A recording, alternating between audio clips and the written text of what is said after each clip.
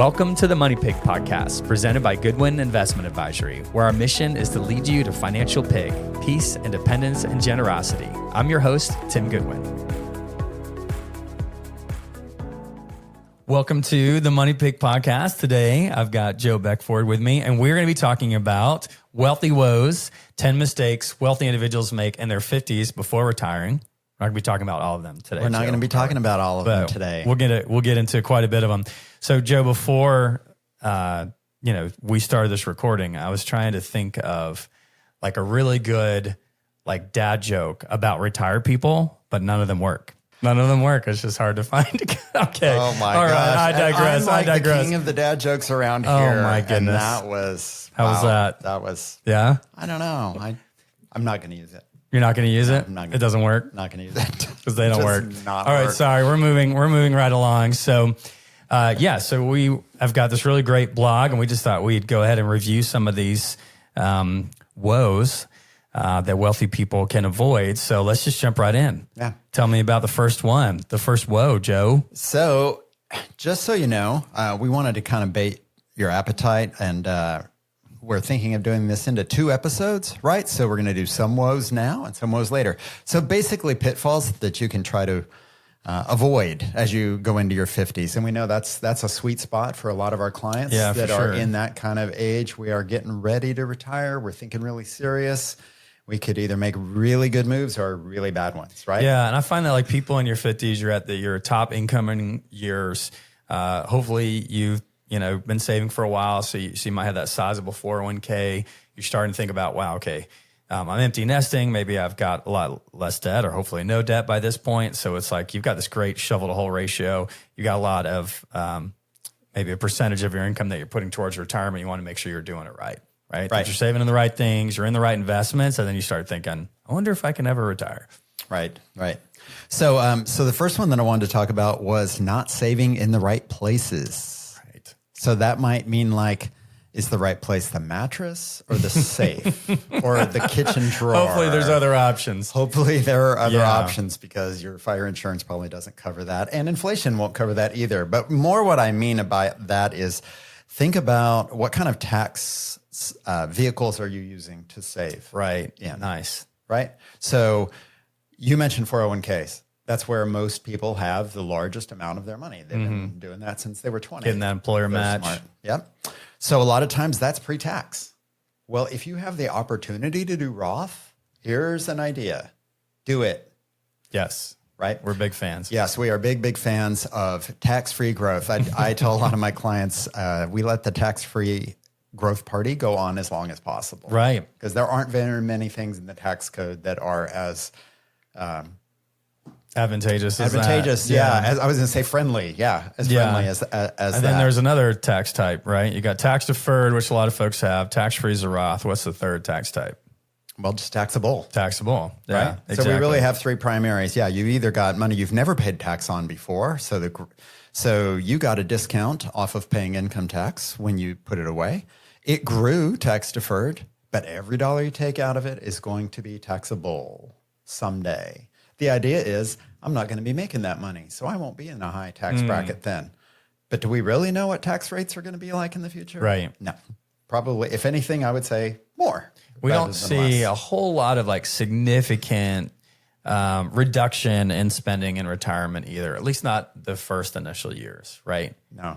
If anything, I've noticed it kind of arcs up, because that's when people say, wow, I haven't been able to have this much time to travel and do those sorts of things in my life. And those kind of things cost money. So sometimes even in those early retirement years, spend is higher. Right. So that effective tax rate may not be as low. And we do a lot of tax planning with clients where we're like, hey, we want you to look at this as a plan. And in some situations, that tax deferred bucket is big enough. And we encourage clients often, if they can, to maybe switch and start funding a Roth 401k or a Roth IRA instead, to have that tax-free option. And the taxable can also be another bucket to fund, just as long as you're maxing out a lot of your retirement tax advantage benefits, right? So saving in the right place, big deal. Great feedback there. So the next one is delaying retirement until 65. So unpack this woe. Doesn't that sound counterintuitive? Like that's a mistake to delay your retirement. You're like, wait a second, isn't that the kind of the proverbial retirement age? 65. I can start Medicare. I can certainly start Social Security if I want to at that time. Yeah, I'm going to have more money, right? If I just work a few more years, I'll have more money. Right. This goes back to a thing that's, kind of near and dear to my heart is none of us are promised tomorrow. Right. And one of our common themes around here is to get people to retire as quickly as possible. Yes. And I tell people, I want you retired as soon as possible, but retirement is a word that is good for sports jerseys and rusted old tractors, not humans. Right. So how do we get you to something where you're growing and you're moving and you're doing something that's enjoyable? When I drive by these old tractors on the road that are rusted, I've never thought to myself, there's a retired tractor, but now I will, Joe. That is a retired tractor. It's not good for not humans. In service anymore. Right. So all I mean is one of the things that we look at is because none of us are promised tomorrow, I always tell people also, you're never younger and you're never healthier than you are right now. Mm-hmm. So for your retirement enjoyment, get out, enjoy, do as much and as quickly as possible. So we try to figure out, don't hang around in a job that you hate just because you think you have to.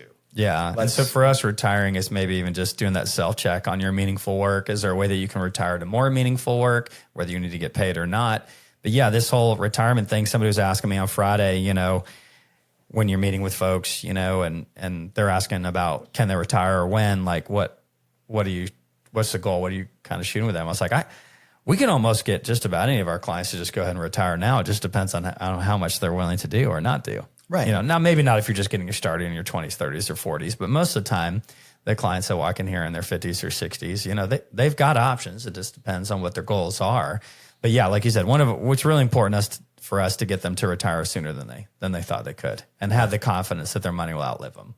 Absolutely. Cool. Absolutely. All right. So tell us about the next woe, Joe. Incorrect risk profile. Yeah.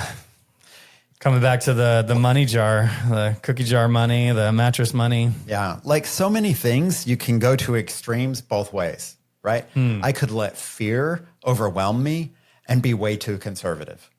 Just market gyrations. There's lots of concern around, we're in an election year right now. I get a lot of that from clients. What's going to happen? Should I be looking at cash? Should I be going to cash? And overall, my answer is you should be investing for the longer term and the longer haul. And if you're in your 50s, we are hopefully planning for you to live to be 90, maybe more. This money has to outlast you. Right. Outlast spending, right? Yes. It's got to last for a long time. So how are we going to make that grow if you're uber conservative? And you can be so conservative, then inflation will eat you up. Yep. So that's the issue of having the cash and the mattress or the cookie jar, like you mentioned earlier. Like it's not even keeping up with inflation, but they might have it invested in their 401k and cash or bonds or fixed income. But even then, you're saying that may not isn't usually the best strategy long term when you have a long horizon like that. Exactly. And the other extreme of that, which I actually don't see nearly as often, is somebody who's too aggressive too long. If you're really, really close to retirement and you're going to rely on that money to take distributions out of, you probably don't want to be aggressive all stocks all the time, baby, right up until the time you start taking that money out, because one market correction could really hurt your portfolio. Yeah, and on that aggressiveness, I mean, we wouldn't typically see somebody in their 50s or 60s with a highly concentrated individual stock position and the majority of their retirement account. I mean, you might make a lot of money trading NVIDIA or Tesla or Apple, but over time, you've got to diversify that risk. We're bigger fans of funds as well, right? For sure. But even that part of being overly aggressive can be really aggressive by putting all your eggs in a couple of baskets like individual securities. But you're even saying, even if you're in funds, having all stock funds at that point in time may also be a little too aggressive. Yeah. Could be. So I think that's something to look at. All right. So the next one is ignoring Social Security, which I just found is so interesting being in this career over 20 years now. Is a lot of folks coming to be like, well, here's my retirement. Here's what I'm saving. Here's my accounts. And, we're building their plan out. And then they're not providing any information about Social Security. Like I've got to ask for, well, what's your Social Security statement? And then it's kind of like, oh yeah, that thing. What? they believed for so long it wasn't going to be around, that they've kind of had their own independence plan, right?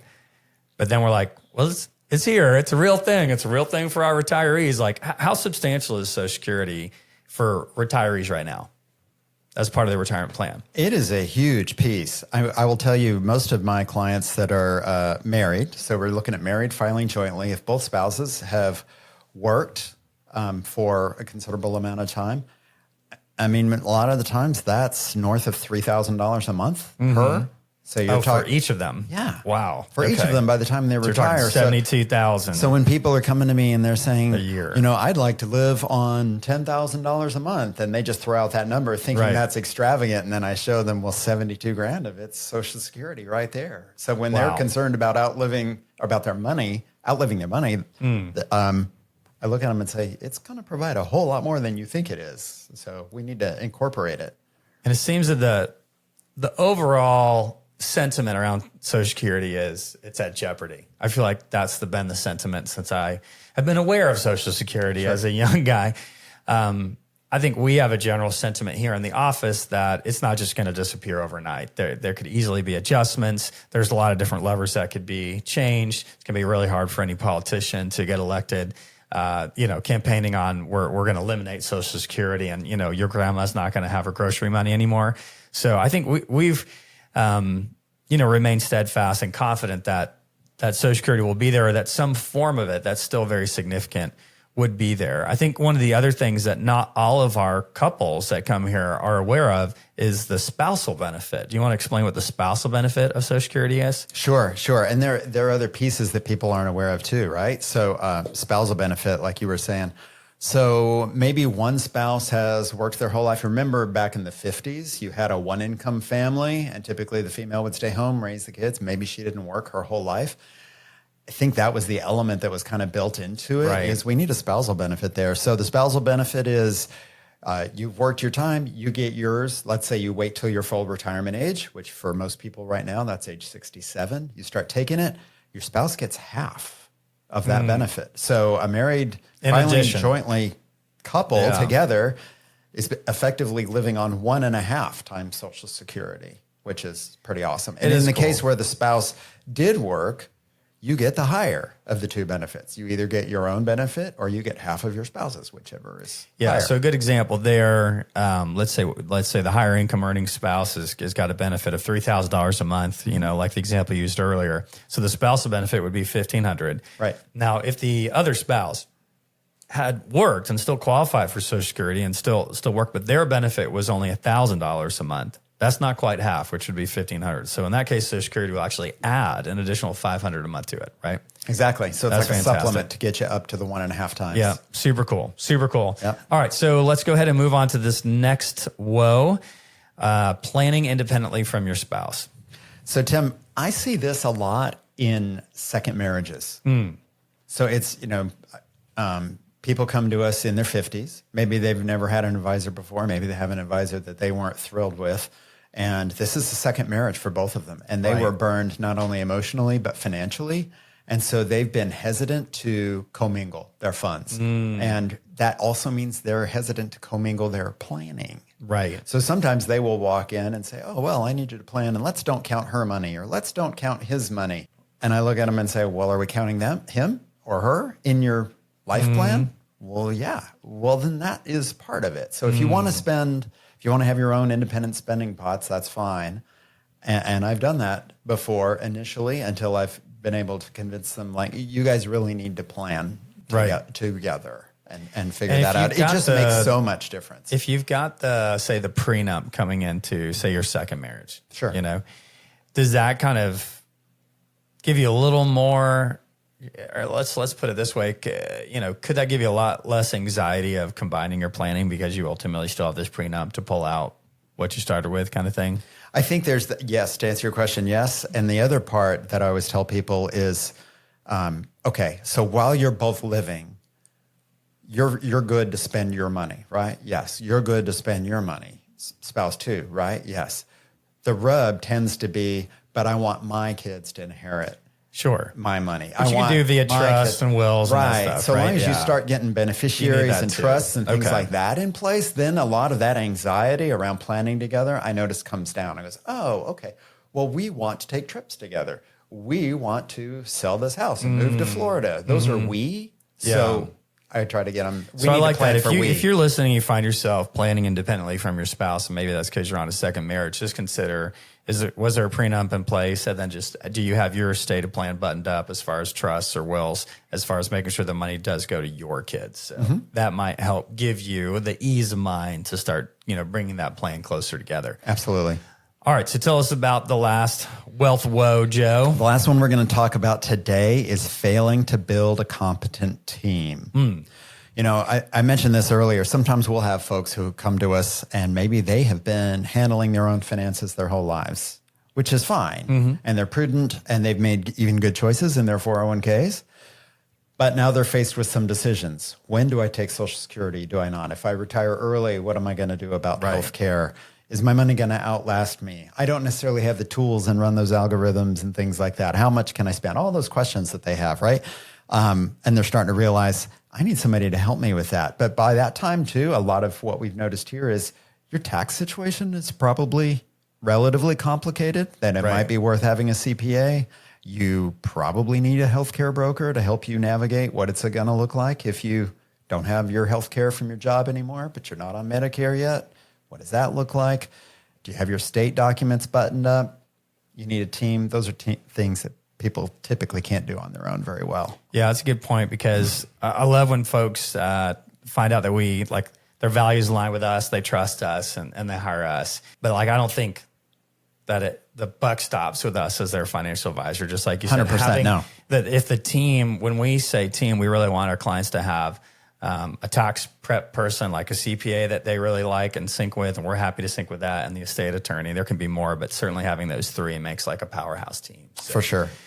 Well, Joe, thanks so much for sharing with me and the rest of the crew here about these wealth woes. We're going to have a part 2 in a minute. Before we end, or at least the next segment, before we end this segment, I just wanted to maybe just ask you a quick question on the personal side of things. Oh boy, here we go. So here we go. What is something you're grateful for?